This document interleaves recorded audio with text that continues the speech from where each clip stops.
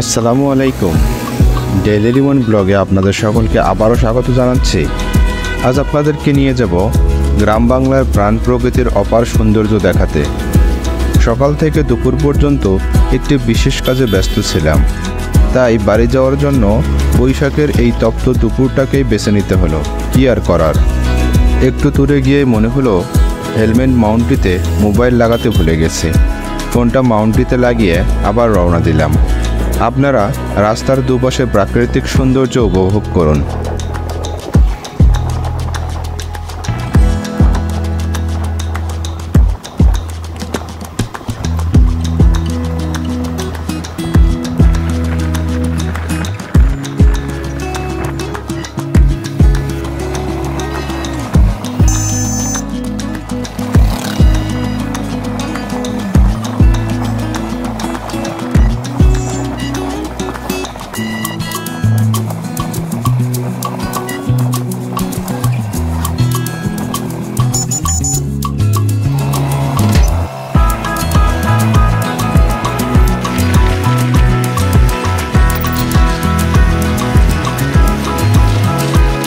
আমাদের দেশের প্রতিটি রাস্তায় এমন সবুজায়নে ভরিয়ে তোলা উচিত।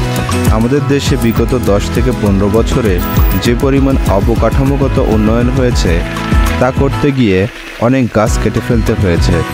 পরিবেশের ক্ষতি করে এ ধরনের উন্নয়ন কতটুকু কাজে আসবে, এ নিয়ে প্রশ্ন থেকেই যায়।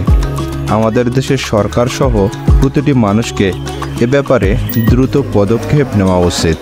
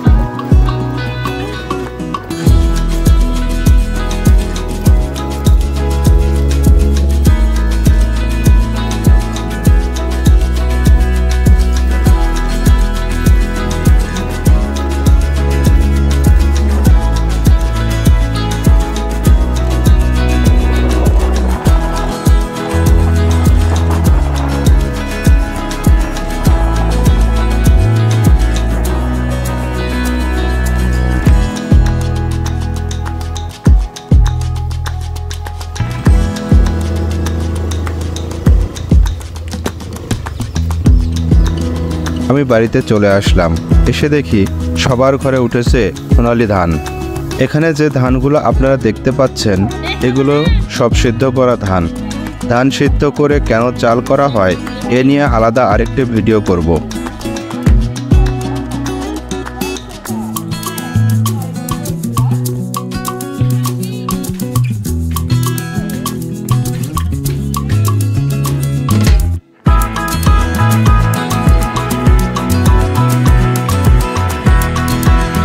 আমার বাড়ির ভেতরে মালটা গাছে কয়েকটি মালটা ধরেছে।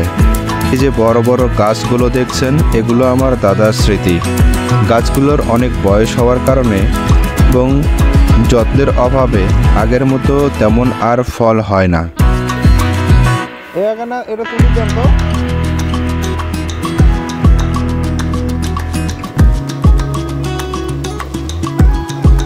চলুন এখন যাওয়া যাক মাঠে, অর্থাৎ পাথারে।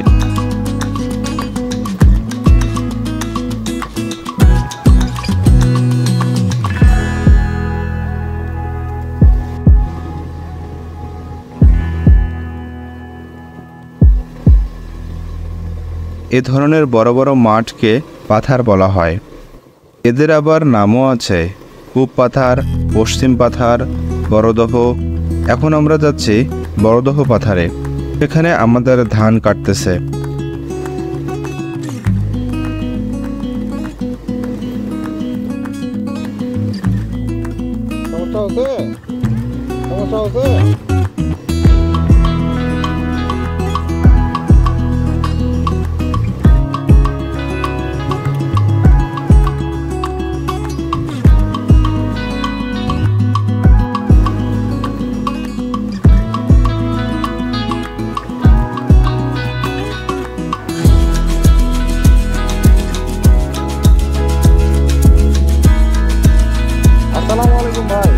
এখানে এসে চোখে পড়ল সবুজ ভাই ধান আনতেছে। এখান থেকে আবার ট্রলিতে করে এই ধানগুলো বাড়িতে নিয়ে যাওয়া হবে।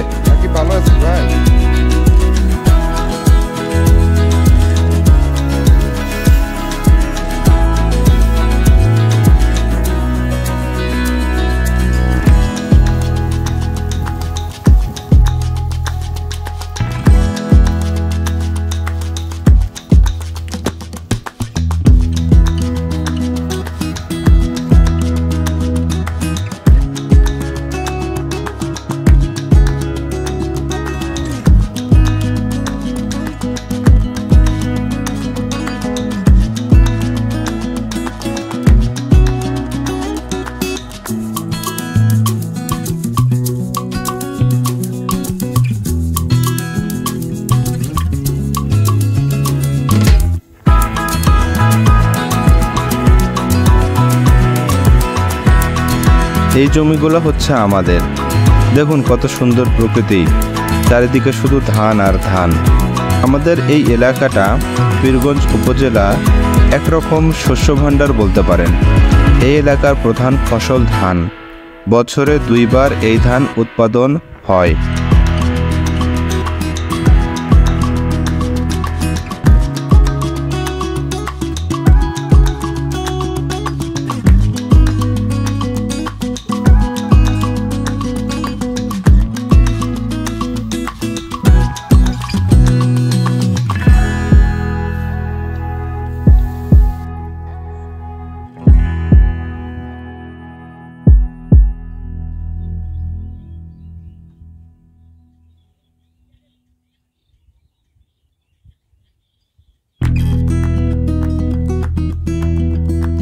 এত বড় পাথারে গাছ মোটে মাত্র 2টা, কিন্তু এই গাছটা দেখতে কি অদ্ভুত, তাই না?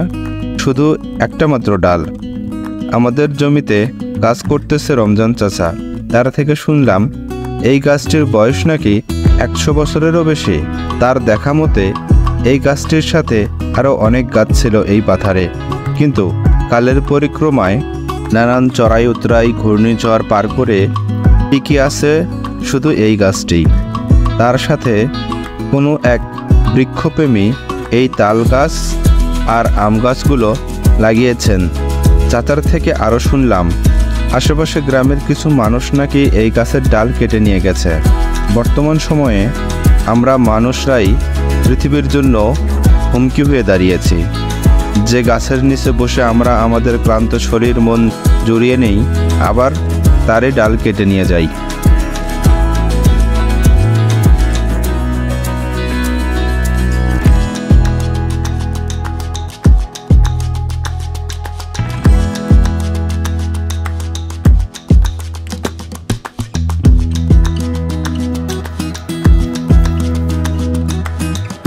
এই জায়গাতে এসে ছোটবেলার কথা মনে পড়তেছে। ছোটবেলায় এই জমিগুলোতে এসে আমরা মাছ ধরতাম। এই জমিগুলোর শেষ মাথায় হচ্ছে আমাদের বড়দহ নদী। সময় সুযোগ হলে এই নদীতে একদিন মাছ ধরতে আসব। সেই ভিডিও আপনাদের সঙ্গে শেয়ার করব ইনশাআল্লাহ। আমার সুন্দর হয়েছিল।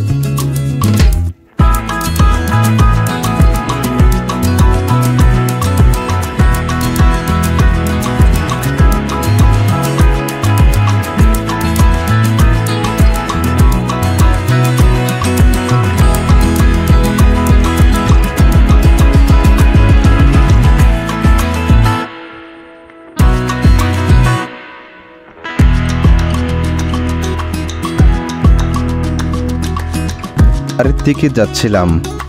রাস্তায় ধান বোঝাই ট্রলির জ্যাম লেগেছে।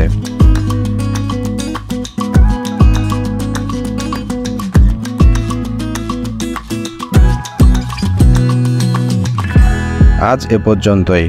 আশা করছি ভিডিওটা ভালো লাগবে।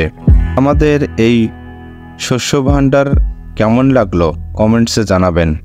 আমার ভিডিও ভালো লাগলে চ্যানেলটি সাবস্ক্রাইব করবেন। আর আমার এই সকল ভিডিও ফেসবুকে দেখতে চাইলে আমার পেজটি ফলো করে দেবেন। সবাই ভালো থাকবেন, সুস্থ থাকবেন, বেশি বেশি গাছ লাগাবেন। আল্লাহ হাফেজ।